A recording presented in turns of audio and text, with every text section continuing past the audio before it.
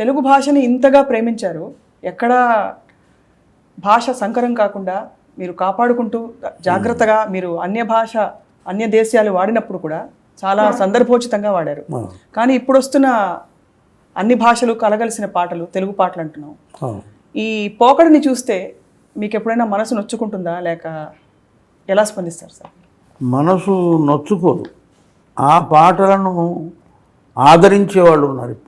ఇప్పుడు ఆ పాటలున్న చిత్రాలు విడుదలైతే ఇది హిట్ అయింది దేనికంటే పాటల వల్ల అంటారు. ఎవరినైనా ఆ పాటలోని మాటలు ఏమిటంటే మాటలు చెప్పలేరు. వెనక నేనే కాదు, నాకంటే ముందున్న కృష్ణశాస్త్రి గారు, సముద్రాల, పింగళి లాంటి వారు ఉన్నారే, వాళ్ళ మాటలు అంత స్పష్టంగా ఉండేవి.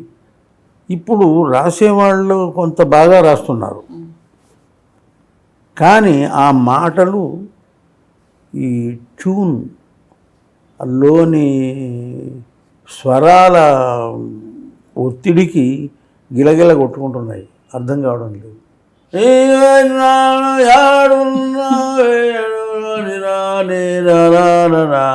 చిల్క ఇంకా రే ఒమ్మల్క ఆజా విజా లేజా కూడా వస్తున్నాయి. ఏమిటంటే ఇందులో ఇప్పుడు ఇటీవలి రాస్తున్న వాళ్ళల్లో కొంచెం నాకు బాగా సన్నిహితంగా ఉన్న 2-3 ఉన్నారు. ఏమిటయ్యా పాపం బాగానే రాసావు, అది అంటే ఏం చేయాలి సార్ మొత్తుకుంటున్నాం మేము. ఇప్పుడు మ్యూజిక్ డైరెక్టర్ అంటాడట, లేదండి అంత పాతకాలం అది, ఇప్పుడు మ్యూజిక్ ట్యూన్ బలం హై పిచ్ అది బాగా ఉండాలి, మాటలు ఏముందిలేండి అని. మేము ఆ కాలంలో ఎన్టీఆర్ లాంటి వాడు పక్కన కూర్చునేవాడు, రికార్డిస్ట్ పక్కన.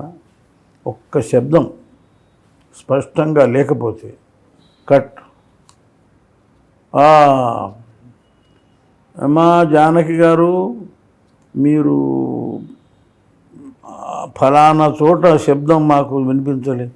నేను సరిగా అంటున్నానండి, మీరు అంటున్నారు నిజమే, కానీ మాకు ఇలా వినిపించింది, ఒక్కసారి మళ్ళీ రీటేక్ ఒక్క శబ్దం. మీరు రాసిన అద్భుతమైన పాటలకు అన్నిటికీ దక్కవలసిన సత్కారం, అవార్డు రాలేదని మీ పాటలను అభిమానించేవారు చాలామంది అనుకుంటారు. మరొక వైపు జ్ఞానపీఠ అవార్డు లాంటి ఒక గొప్ప అవార్డు మిమ్మల్ని వరించడం అది సంతోషపెట్టే విషయమే. మీరు అవలోకనం చేసుకున్నప్పుడు ఈ అవార్డులు, నంది అవార్డుల విషయంలో కానీ సరిగ్గా రాలేదన్న బాధ కలిగింది ఎప్పుడైనా? నంది అవార్డులు అనేది నాకు పెద్ద విషయం కాదు. ఒక 2-3 చిత్రాలకు వచ్చింది. రెండింటికి వచ్చింది సార్. ఇదిగో రాయలసీమ గడ్డ ఒకటి, సీతయ్య, తర్వాత ఇందులో కంటి అనే అమ్మ అంటే ఎలా అనేది వచ్చింది.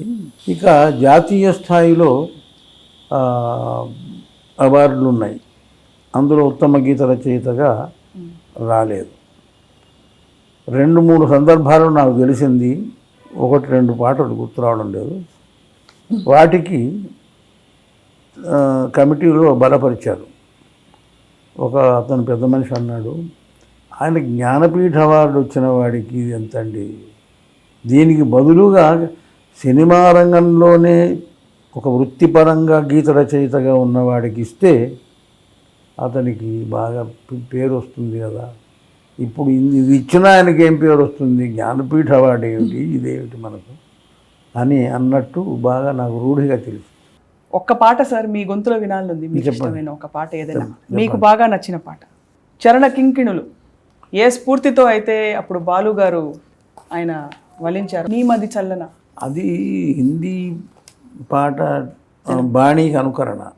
ఖిల్తే హై గుల్ యహాं ఖిల్ కే బిఖర్నే కో మిల్తే హై దిల్ యహాं, దాన్ని అనుసరించమన్నాడు. నీ మది చల్, వస్తువుతో అందులోని మాటలతో సంబంధం లేదు, ట్యూన్ని మీరు నీ మది చల్లగా స్వామి నిదురపో దేవుని నీడలో మరచిపో. మిమ్మల్ని మరొకసారి తప్పకుండా ప్రపంచం ముందు మంచిది. ధన్యవాదాలు sir. Thank you very much. చాలా సంతోషం.